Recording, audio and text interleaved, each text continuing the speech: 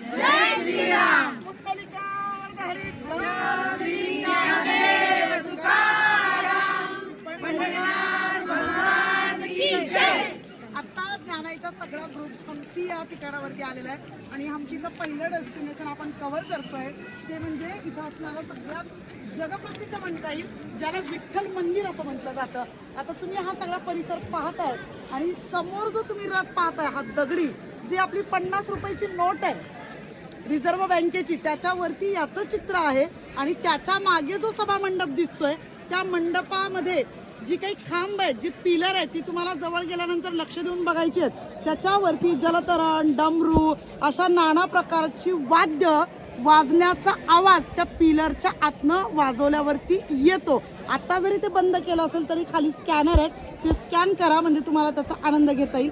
त्याच्या आतमध्ये गर्भगृहातलं सगळ्यात महत्त्वाचं मेन मंदिर आहे ज्याला पांडुरंगाचं मंदिर म्हटलं जातं. इथं अनागोंदीचा राजा विक्रमादित्य त्याने पंढरपूरच्या पांडुरंगाचं महात्म्य कळाल्यानंतर देवाला तिथून घेऊन वाजत गाजत आला. पण देवाने येताना एक शर्त केली होती की मी येईन पण माझ्या भक्ताचा जर अपमान झाला तर मग मात्र मी तुझ्या राज्यात थांबणार नाही. देव इथं आले आणि पुन्हा पंढरपूर क्षेत्रामध्ये वारी भरली.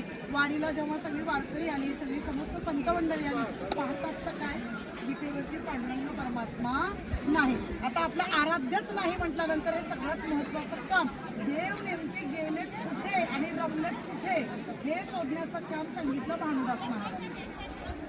भानुदास महाराज म्हणजे पैठण क्षेत्रातल्या नाथ महाराजांचे मूळ पुरुष आणि भानुदास महाराजांना अंतर्ज्ञानाने कळालं. भानुदास महाराज या मंदिरामध्ये येत आहेत इथे काकड आरती करतायत.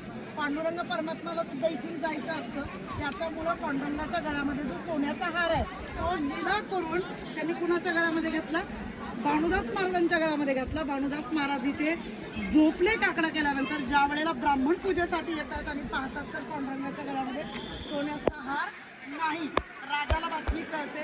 राजा त्याला सुळावरती जा म्हणून आज्ञा करतात.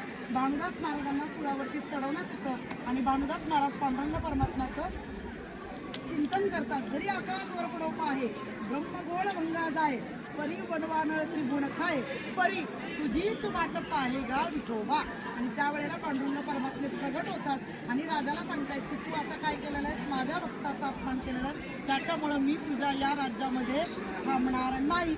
भानुदास महाराज पांडुरंगाला म्हणतात एवढे मोठे देव एवढ्या मोठ्या रथातनं तुम्ही आलात आता जाताना मी एकटा मला घेऊन जाणं शक्य नाही. तेव्हा छोटे व्हा.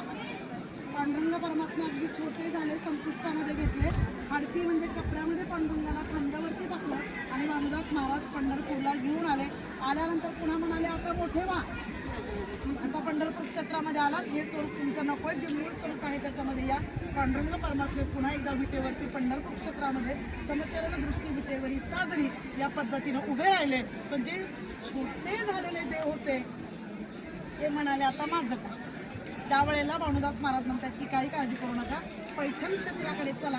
म्हणून विजय मिळाला वारकरी संप्रदायाला भानुदास महाराजांमुळं. म्हणून ते छोटे पांडुरंग परमात्मा विजयी पांडुरंग नावाने प्रसिद्ध झाले. आजही विजय पांडुरंग हे पैठणमध्ये क्षेत्रामध्ये आजही पूजले जातात. पण इथलं असं झालं की इथली देवता निघून गेल्यामुळं समस्त हम्पीमध्ये जी काही पुरातन मंदिर आहेत त्याच्यामध्ये काही ठिकाणी मंदिरामध्ये देव नाही पुजारी नाही पूजा नाही असं असणारं मूर्ती नसलेलं आणि जिथं पांडुरंग आपला रमला होता ते असणारं हे विजय पांडुरंगाचं मंदिर दर्शन करून या. जय श्रीराम.